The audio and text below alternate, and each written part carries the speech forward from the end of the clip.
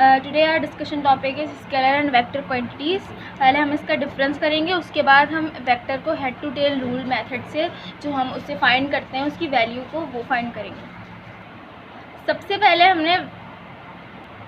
पहले हमने डिफरेंस करते वक्त एक बात याद रखनी होती है कि जब भी हम जिन चीज़ों के दरमियान डिफरेंस कर रहे होते हैं उनका फर्स्ट पॉइंट दोनों का एक दूसरे के अपोजिट होना चाहिए, यानी जिस फर्स्ट पॉइंट में जिसके बारे में जो बात हो तो दूसरे वाले के बारे में भी वही बात हो। ये ना हो कि जो उसके बारे में कुछ और बात हो रही है तो उसके बारे में कुछ और बात हो रही है। तो सबसे पहले हम स्केलर का फर्स्ट पॉइंट लिखेंगे।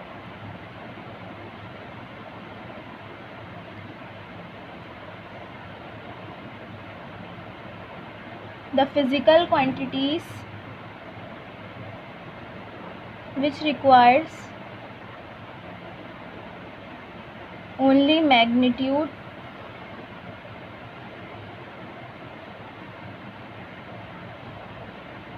and their symbols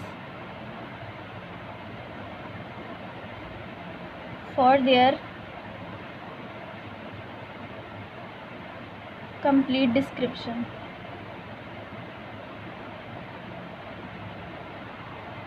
इसके बाद मैं वेक्टर क्वांटिटी का फर्स्ट पॉइंट लिखूंगी जो इसी के बिल्कुल अपोजिट है।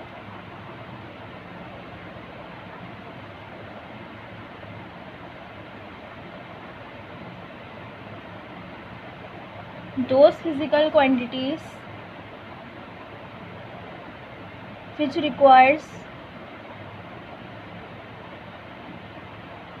magnitude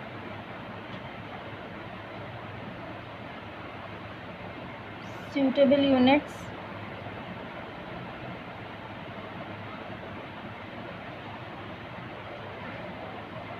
along with proper direction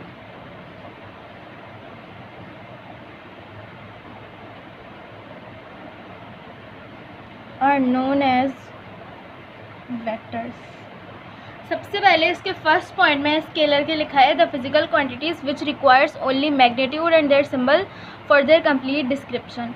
वो फिजिकल क्वांटिटीज़ जिनको सिर्फ और सिर्फ मैग्नीट्यूड्स की और सिर्फ उनके सिंबल्स की ज़रूरत होती है। मैग्नीट्यूड्स यानी कि उनके अदद उनकी ज़रूरत होती है और सिर्फ सिंबल्स की ज़रूरत होती है और वो कंप्लीट डिस्क्राइब हो जाते हैं, यानी उनके डिस्क्रिप्शन के लिए ये दो चीज़ें काफ़ी हैं। लेकिन वेक्टर क्वांटिटीज़ में ऐसा होता है कि जो भी हमारे पास एलिमेंट्स गिवन होते हैं उनके मैग्नीट्यूड्स भी होने चाहिए, उनके सूटेबल हमारे पास यूनिट्स भी होने चाहिए और प्रॉपर डायरेक्शन भी होनी चाहिए। जैसे कि टाइम, स्केलर की एक एग्जांपल है टाइम की कोई डायरेक्शन नहीं होती, टाइम सिर्फ होता है। हमने कभी ये नहीं सुना कि टाइम की लेफ़्ट डायरेक्शन है या राइट डायरेक्शन है, जो भी है। लेकिन वेक्टर क्वांटिटी में हमेशा हम डायरेक्शन की बात करते हैं। जैसे कि फोर्स एक ख़ास डायरेक्शन में लगाई जाती है, एक प्रॉपर डायरेक्शन होती है फोर्स की जिस डायरेक्शन में हम फोर्स को अप्लाई करते हैं। अब इसका सेकंड पॉइंट इसका देखेंगे। Scalars are added and subtracted by simple arithmetic method.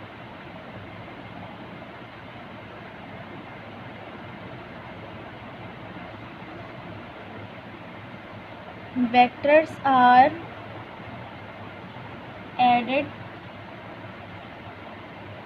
and subtracted by head to tail rule। Scalars को हम ऐड भी कर सकते हैं और सब्ट्रैक्ट भी करते हैं। सिंपल अरिथमेटिक मेथड जो हमारे मैथमेटिक्स में यूज़ होते हैं, एडिशन के प्रोसेस और सब्ट्रैक्शन के प्रोसेस, हम स्केलर्स को उन्हीं की मदद से हम ऐड भी कर सकते हैं और सब्ट्रैक्ट भी कर सकते हैं। लेकिन वेक्टर्स को हम एक ख़ास हमारे पास मेथड होता है, head to tail rule method होता है, जिसे आज मैं स्केलर की वेक्टर की क्वांटिटी जो है मैं डिफ़ाइन करूँगी। उसकी हम head to tail rule method वो होता है जिसमें वेक्टर की हम क्वांटिटी फाइंड करते हैं कि वेक्टर की क्या वैल्यू है। तो आज मैं वो भी अपनी वीडियो में डिफ़ाइन करूँगी। इसका थर्ड पार्ट देख लेते हैं।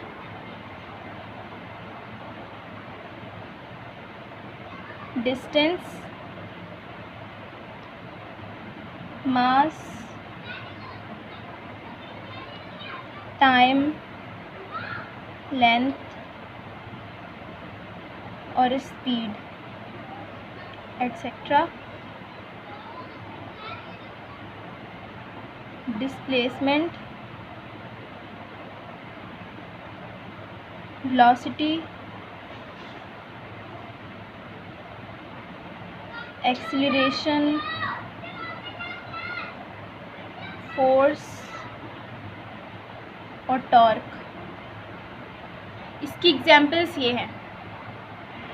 तो यहाँ पर थर्ड पॉइंट में डिस्टेंस, मास, टाइम, लेंथ, स्पीड, ये सब स्केलर की हमारे पास एग्जाम्पल है। डिस्टेंस के लिए, मास के लिए, टाइम के लिए, लेंथ के लिए, स्पीड के लिए कोई भी डायरेक्शन गिवन नहीं होती है। ये विदाउट डायरेक्शन के सिर्फ और सिर्फ अपने मैग्नीट्यूड्स और सिंबल्स के ज़रिए से डिफाइन की जाती हैं। और इसके वेक्टर्स के थर्ड पॉइंट में डिस्प्लेसमेंट, वेलोसिटी, एक्सेलरेशन, फोर्स और टॉर्क, ये इनकी एग्जाम्पल्स है।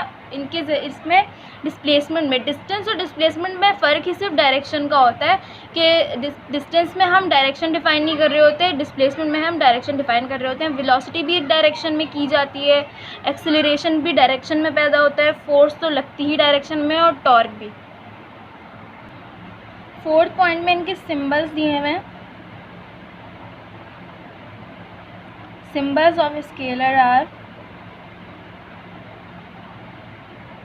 S, M, T, L, V etcetera, यानी कि S distance, M mass, T time, L length और V स्पीड। और इसके फोर्थ पॉइंट में सिंबल्स ऑफ वेक्टर दिए हुए,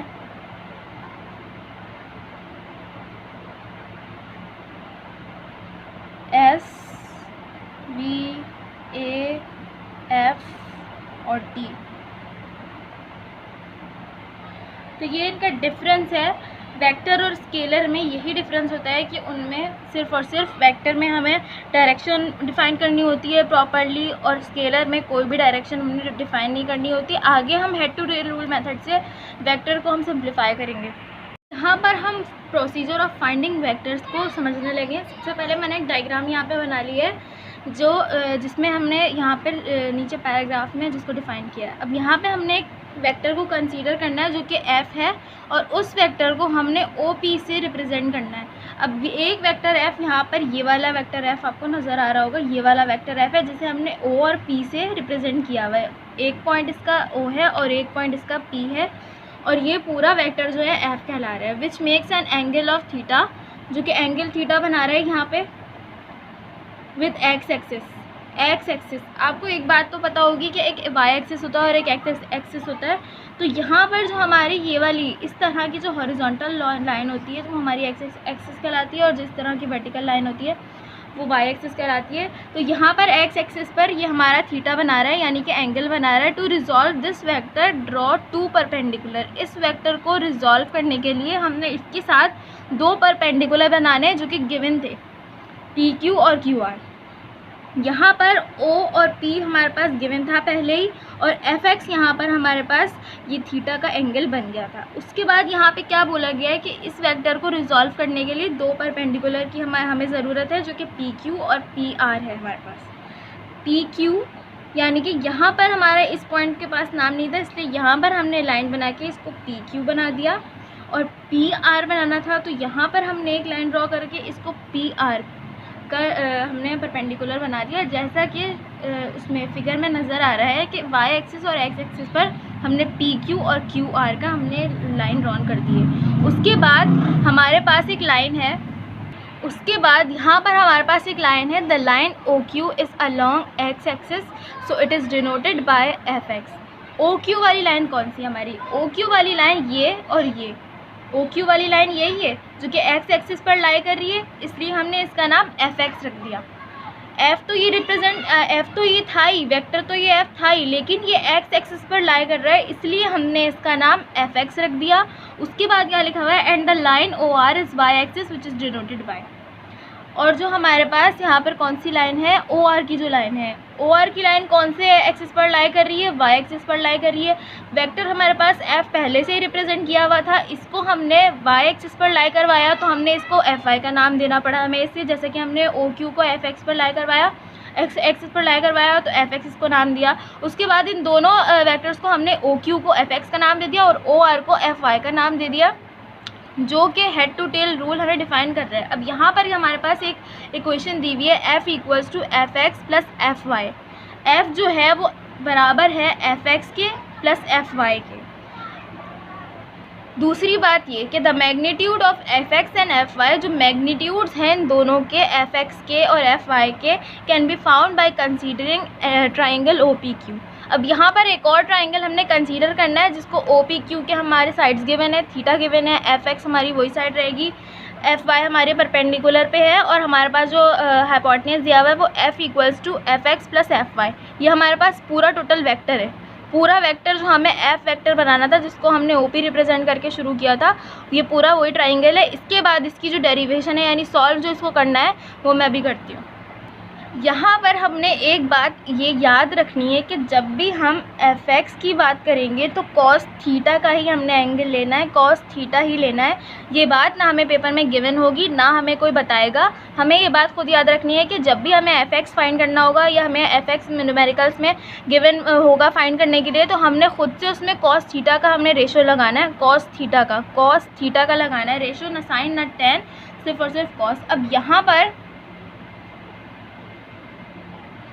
कॉस थीटा हमारे पास होता है base upon hypotenuse, B upon H होता है हमारे पास कॉस थीटा। अब यहाँ पर बेस क्या है हमारे पास? बेस है हमारे पास एफ एक्स, बेस ये बेस, और बेस की जो अपोजिट वाली साइड होती है, हमेशा बेस की जो सामने वाली साइड होती है वो हमारे पास हाइपोटेन्यूज होती है। तो वो क्या है हमारे पास? एफ वेक्टर था जिसको हमने रिजॉल्व करना है, एफ वेक्टर था जिसको हमने रिजॉल्व करना है, जिसको हमने ओ पी से रिप्रेजेंट किया था, वो हमारे पास एफ है।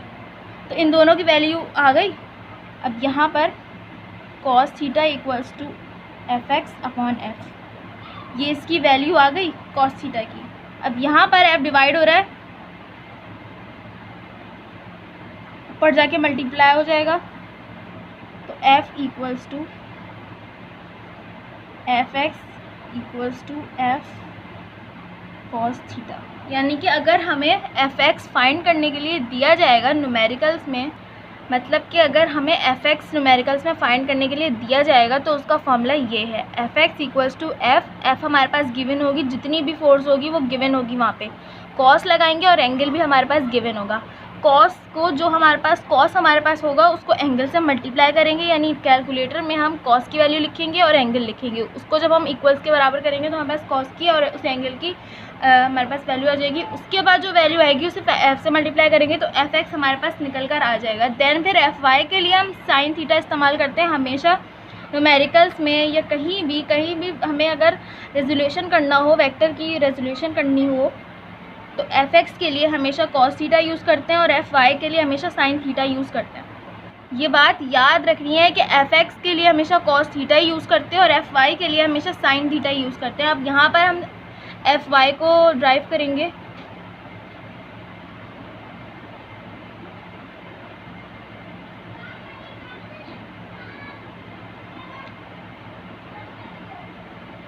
साइन थीटा हमारे पास होता है परपेंडिकुलर अपॉन हाइपोटेन्यूज, यानी कि पी अपॉन एच।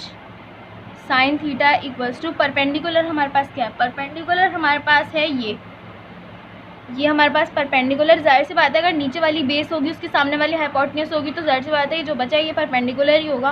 परपेंडिकुलर हमारे पास एफ वाई गिवन है और हाइपोटेन्यूज हमारे पास जो मैं कब से कह रही हूँ कि जो एफ गिवन था हमारे पास, जो हमें वेक्टर की रिजॉल्व करना था, जो हमें वेक्टर गिवन था वो एफ था, तो यानी कि जो हमारे पास हाइपोटेन्यूज है वो एफ के बराबर है। अब यहाँ पर परपेंडिकुलर अपॉन हाइपोटेन्यूज का रेशो था तो हमने एफ वाई अपॉन एफ लिख दिया। उसके बाद ये जो एफ है ये इधर जाके यानी राइट हैंड साइड पे डिवाइड हो रहा है एफ वाई के साथ। जब हम इसे लेफ्ट हैंड साइड पे लेकर जाएंगे तो ये मल्टीप्लाई हो जाएगा इक्वल्स टू एफ वाई। यह वाई छोटा है, मैंने गलती से बड़ा लिख दिया, F Y equals to F sine theta.